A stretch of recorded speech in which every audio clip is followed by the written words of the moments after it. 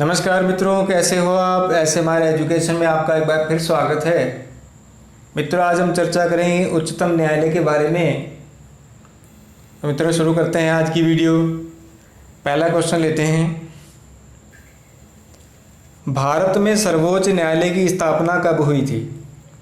Option है 26 जनवरी 1950, 28 जनवरी 1950, 26 नवंबर 1949 व 15 जनवरी 1950। तो मित्रों, सही उत्तर होगा ऑप्शन नंबर 2, 28 जनवरी 1950 को भारत में सर्वोच्च न्यायालय की स्थापना हुई थी। अगला प्रश्न है, भारतीय संविधान का कौन सा अनुच्छेद संवैधानिक विवाद में सर्वोच्च न्यायालय के अपीलीय क्षेत्राधिकार से संबंधित है? ऑप्शन है अनुच्छेद 126, अनुच्छेद 130, अनुच्छेद 131(1) व अनुच्छेद 134(1). तो मित्रों, सही उत्तर होगा ऑप्शन नंबर 4, अनुच्छेद 134(1). नेक्स्ट क्वेश्चन है, उच्चतम न्यायालय के अधिकार क्षेत्र को बढ़ाने का अधिकार किसके पास है? ऑप्शन है राष्ट्रपति, लोकसभा, संसद व प्रधानमंत्री। मित्रों, उच्चतम न्यायालय के क्षेत्राधिकार को बढ़ाने का अधिकार जो है संसद के पास है। ऑप्शन नंबर 3 सही है। नेक्स्ट क्वेश्चन है, संविधान की व्याख्या से संबंधित सभी विवाद सर्वोच्च न्यायालय के समक्ष किस अधिकारिता के अंतर्गत आते हैं? ऑप्शन है अपीलीय क्षेत्राधिकार, प्रारंभिक क्षेत्राधिकार, न्यायिक पुनरावलोकन व लोकहितवाद। मित्रों, यह सही उत्तर है ऑप्शन नंबर 2, प्रारंभिक क्षेत्राधिकार के अंतर्गत आते हैं। अगला प्रश्न है, भारतीय संविधान के किस अनुच्छेद के अंतर्गत सर्वोच्च न्यायालय भारतीय नागरिकों के मौलिक अधिकारों की रक्षा करता है? ऑप्शन है अनुच्छेद 32, अनुच्छेद 24, अनुच्छेद 26 व अनुच्छेद 28। तो मित्रों, सही उत्तर होगा ऑप्शन नंबर 1, अनुच्छेद 32, संवैधानिक उपचारों का अधिकार। नेक्स्ट क्वेश्चन है, निम्नांकित में से कौन सी शक्ति सर्वोच्च न्यायालय को तो प्राप्त है लेकिन उच्च न्यायालय को हासिल नहीं है? ऑप्शन है संसद को कानूनी परामर्श देना, राष्ट्रपति को कानूनी परामर्श देना, अपनी अवमानना हेतु दंड देना व महाअधिवक्ता को पदच्युत करना। तो मित्रों, सही उत्तर है ऑप्शन नंबर 2, राष्ट्रपति को कानूनी परामर्श देना। केवल सर्वोच्च न्यायालय को यह शक्ति प्राप्त है अनुच्छेद 143 के तहत। अगला प्रश्न है, उच्चतम न्यायालय बंदी प्रत्यक्षीकरण, परमादेश, प्रतिषेध, उत्प्रेषण तथा अधिकार परीक्षा लेख किस संदर्भ में जारी करता है?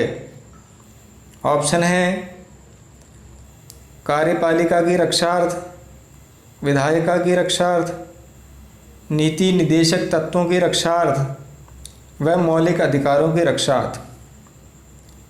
मित्रों, जो ये सारे लेख हैं ये मौलिक अधिकारों के रक्षार्थ जारी किए जाते हैं। ऑप्शन नंबर 4 सही है। अगला प्रश्न है मित्रों, लोकहितवाद PIL की संकल्पना का उद्गम किस देश से हुआ था? ऑप्शन है ब्रिटेन, भारत, अमेरिका व ऑस्ट्रेलिया। सही उत्तर होगा अमेरिका, ऑप्शन नंबर 3। अगला प्रश्न लेते हैं, संविधान का कौन सा अनुच्छेद उच्चतम न्यायालय को उसके दिए गए निर्णय अथवा आदेश के पुनर्विलोकन हेतु अधिकृत करता है? ऑप्शन है अनुच्छेद 137, अनुच्छेद 132, अनुच्छेद 142 व अनुच्छेद 124। तो यहाँ सही उत्तर है ऑप्शन नंबर 1, अनुच्छेद 137। नेक्स्ट क्वेश्चन है, सामान्यतः सर्वोच्च न्यायालय सभी मामलों की सुनवाई नई दिल्ली में करता है, परंतु किसके अनुमोदन से वह किसी अन्य स्थान पर भी सुनवाई कर सकता है? ऑप्शन है संसद के अनुमोदन से, राष्ट्रपति के अनुमोदन से, प्रधानमंत्री के अनुमोदन से व लोकसभा के अनुमोदन से। तो मित्रों यहाँ सही उत्तर होगा ऑप्शन नंबर 2, राष्ट्रपति के अनुमोदन से। मित्रों अगला प्रश्न है, सर्वोच्च न्यायालय के किसी न्यायाधीश को उसके कार्यकाल की समाप्ति के पूर्व कैसे हटाया जा सकता है? ऑप्शन है केंद्रीय मंत्रिमंडल की राय से राष्ट्रपति द्वारा, संसद की सिफारिश पर राष्ट्रपति द्वारा, मुख्य न्यायाधीश द्वारा व मुख्य न्यायाधीश की सिफारिश पर राष्ट्रपति द्वारा। मित्रों यहाँ सही उत्तर होगा ऑप्शन नंबर 2, संसद की सिफारिश पर राष्ट्रपति द्वारा। नेक्स्ट क्वेश्चन है, सर्वोच्च न्यायालय के मुख्य न्यायाधीश से भिन्न न्यायाधीशों की नियुक्ति कौन करता है? ऑप्शन है सर्वोच्च न्यायालय का मुख्य न्यायाधीश, भारत का राष्ट्रपति, संसद के सुझाव अनुसार राष्ट्रपति व मुख्य न्यायाधीश के परामर्श से राष्ट्रपति। तो मित्रों यहाँ ऑप्शन नंबर 4 सही है, मुख्य न्यायाधीश के परामर्श से राष्ट्रपति करता है। अगला प्रश्न लेते हैं, भारतीय संविधान के किस अनुच्छेद में सर्वोच्च न्यायालय को संसद द्वारा बनाए गए किसी कानून की समीक्षा का अधिकार दिया गया है? ऑप्शन है अनुच्छेद 22, अनुच्छेद 12, अनुच्छेद 13 व अनुच्छेद 32। मित्रों सही उत्तर है ऑप्शन नंबर 3, अनुच्छेद 13। नेक्स्ट क्वेश्चन है, मूल रूप से संविधान में सर्वोच्च न्यायालय में मुख्य न्यायाधीशों के अतिरिक्त कितने न्यायाधीशों की व्यवस्था थी? ऑप्शन है 9, 8, 7 व 5। तो मित्रों ऑप्शन नंबर 3 सही है, 7 न्यायाधीशों की व्यवस्था थी। वर्तमान की बात करें तो ये 30 है मुख्य न्यायाधीश को छोड़ के, और अधिकतम की बात करें तो मुख्य न्यायाधीश समेत ये 34 हो सकती है।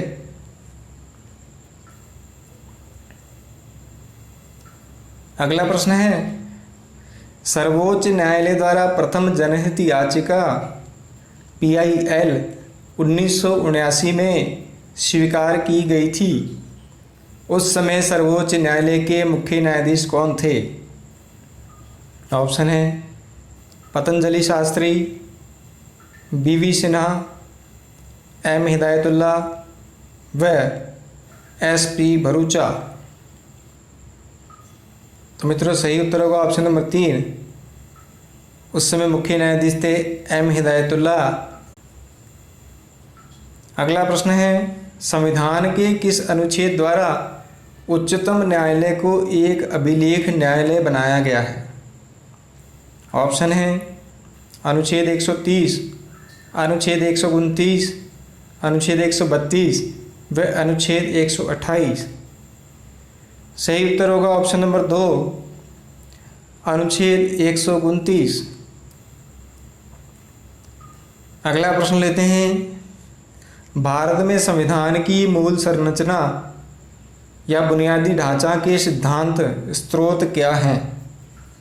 ऑप्शन है न्यायिक समीक्षा, न्यायिक पुनरावलोकन, आर्थिक समीक्षा व राजनीतिक सर्वोच्चता। तो मित्रों सही उत्तर होगा ऑप्शन नंबर 1, न्यायिक समीक्षा। मित्रों अगला प्रश्न है, सर्वोच्च न्यायालय के अपीलीय क्षेत्राधिकार में निम्न में से कौन सा विषय आता है? ऑप्शन है संवैधानिक विषय, सिविल विषय, आपराधिक विषय व उपरोक्त सभी। तो मित्रों अपीलीय क्षेत्राधिकार है उसमें ये सभी आते हैं, ऑप्शन नंबर 4 सही है।